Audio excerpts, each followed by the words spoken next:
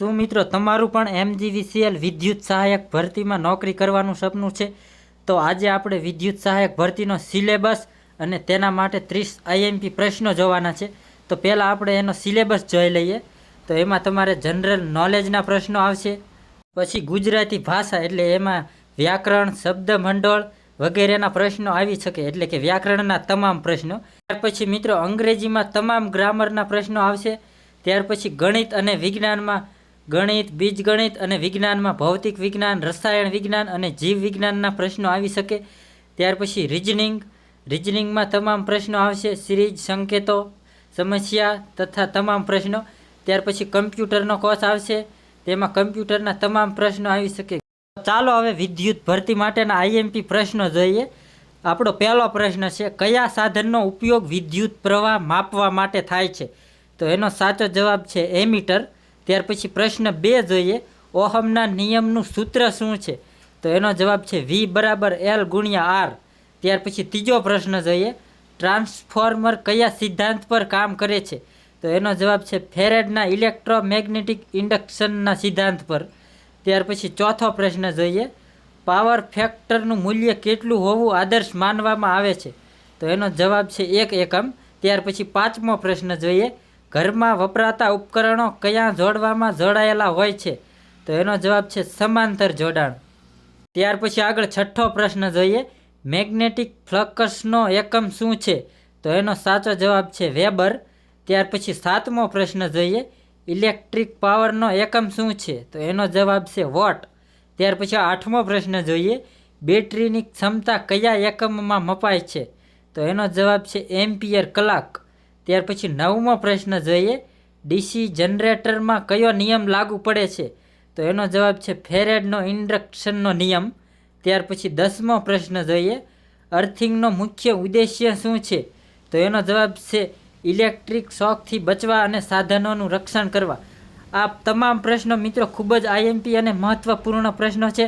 તો એક એક પ્રશ્ન ધ્યાનથી સાંભળજો અને યાદ રાખજો. ચાલો હવે આગળનો 11મો પ્રશ્ન જોઈએ, સિંક્રનસ મોટર ક્યારે સેલ્ફ સ્ટાર્ટ થતી નથી? તો એનો જવાબ છે કારણ કે તેમાં કોઈ પ્રારંભિક ટોર્ક હોતો નથી.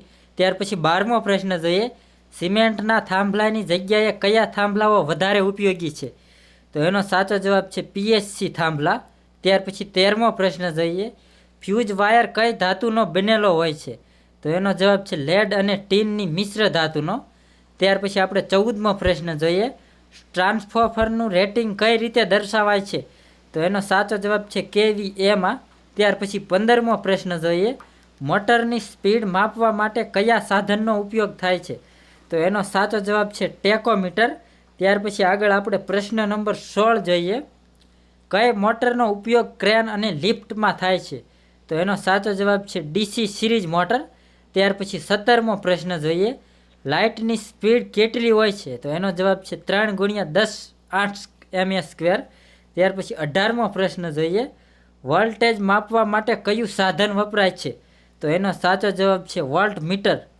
ત્યાર પછી આપણે 19મો પ્રશ્ન જોઈએ, ઘરમાં JMCB વપરાય છે તેનું ફૂલ ફોર્મ શું છે? તો એનો સાચો જવાબ છે મિનિએચર સર્કિટ બ્રેકર.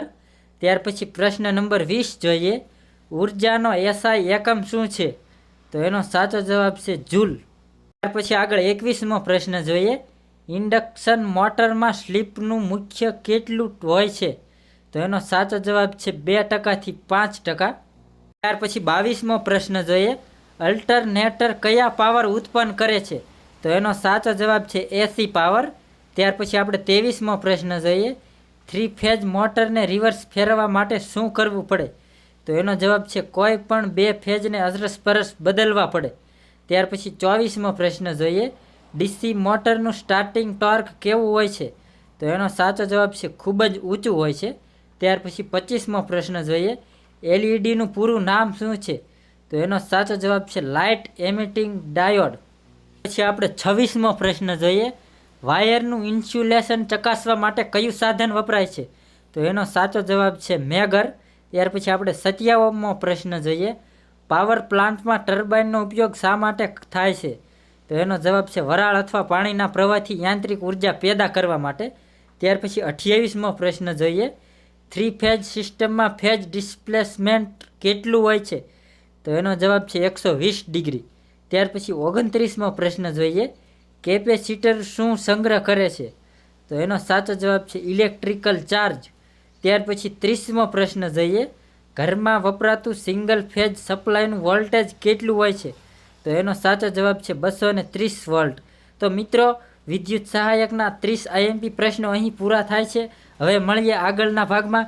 મિત્રો, સરકારી નોકરીની ભરતીની તમામ તૈયારી કરવા માટે ચેનલને અત્યારે જ સબસ્ક્રાઈબ કરી દો. જો મિત્રો તમને વિડીયો ગમ્યો હોય તો લાઇક શેર જરૂર કરજો.